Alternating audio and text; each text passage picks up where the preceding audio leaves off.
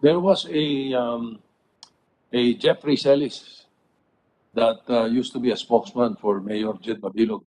Do you know him, Kyrie? I was the spokesman of Mayor Jed Mabilog, and I was also mentioned in the narco list of the president. But I can explain if you will allow me. You were in the list of a narco list ni President Duterte. In 2016, because In of 2016. circumstances. Why? Okay. Mr. Chair, Mr. Go ahead, President, go ahead. I was expecting for you to ask that, as if I was already expecting that you assume that you already know about me.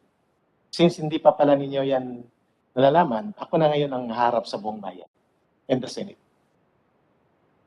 My inclusion to the narco list to the President in 2016 does not negate all the truthful circumstances related to my involvement with the CPP and PNDF.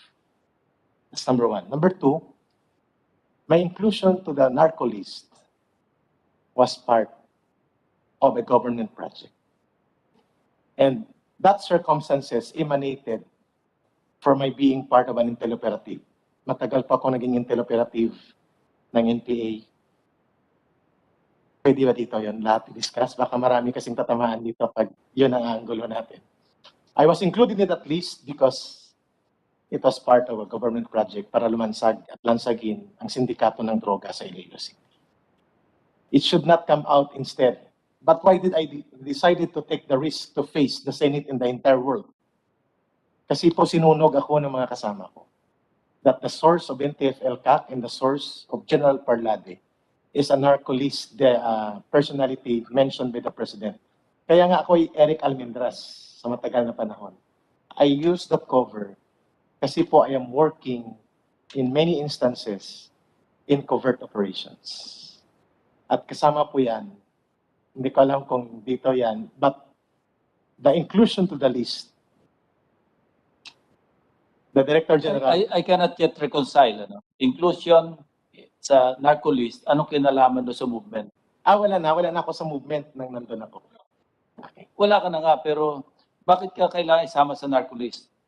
Okay. Anong cover ang pinopurso nila ng gobyerno para sa sarili, para sa iyo, para isama ka sa narco list? Kung natukhang ka. Okay. Yung point po, sir, direktahin ko na po. Nag-infiltrate pa ako ng drugs. Not related. Kaya sir, buhay ng pamilya ko ngayon na nakataya kapag yan ay kakalkalin. Pero bakit lumabas yan? Sinunog po ako ng CPP and PNDF to discredit me and prevent me from coming out. Hoping that they can prevent me to testify all these things. Because matatakot ako. Sabi ko, no.